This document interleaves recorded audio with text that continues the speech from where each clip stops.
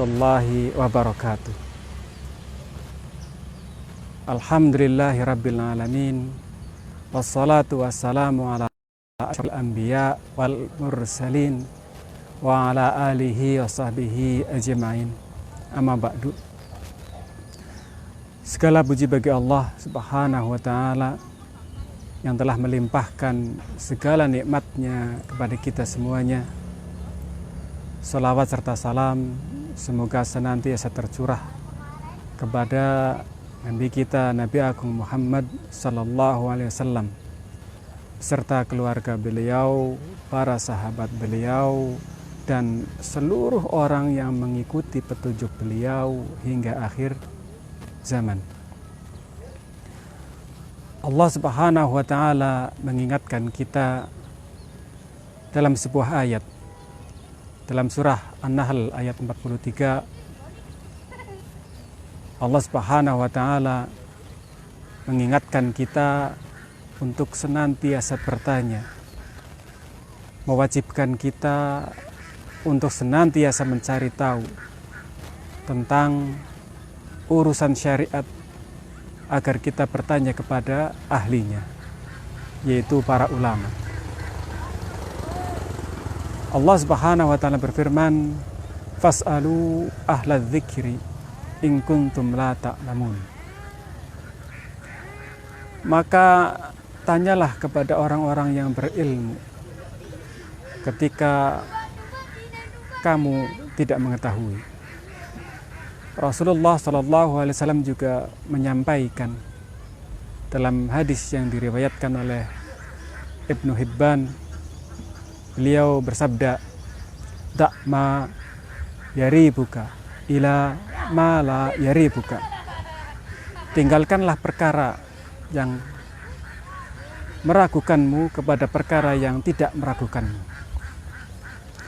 Tentang bulan Ramadan yang penuh dengan kebaikan dan keutamaan, maka seyogyanya lah masing-masing kita mempersiapkan segala sesuatu dengan matang, sehingga kita akan bisa memperoleh kebaikan di bulan tersebut, khususnya tentang hukum-hukum sekitar puasa. Maka dengan memahami hukum-hukum sekitar permasalahan puasa, seorang muslim akan yakin dan mantap dalam beramal.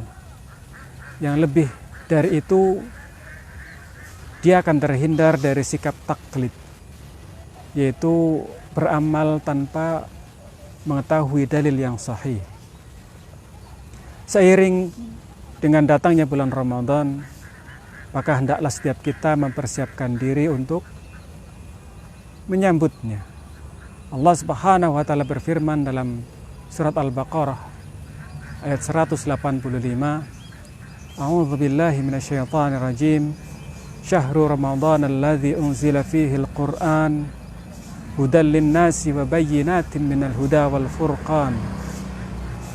Faman syahida minkum syahra falyasum. Bulan Ramadan, bulan yang diturunkan padanya Al-Qur'an sebagai petunjuk pada manusia, menjelaskan petunjuk dan sebagai pembeda. Dan barang siapa menemui bulan tersebut, maka hendaklah dia berpuasa. Saudaraku yang semoga dirahmati Allah, Allah telah mengistimewakan bulan Ramadan dari bulan-bulan lainnya dengan keistimewaan dan keutamaan. Di antaranya bau mulut. Yang pertama, bau mulut orang yang berpuasa lebih harum di sisi Allah daripada minyak kasturi. Yang kedua, para malaikat memohonkan ampun bagi orang yang berpuasa sampai dia berbuka. Yang ketiga, setiap hari di bulan Ramadan Allah menghiasi surganya, seraya berkata, sudah hampir tiba saatnya, hamba-hambaku yang soleh melepaskan segala beban dan gangguan, serta segera menuju Engkau, wahai surga. Yang keempat, para setan dibelenggu.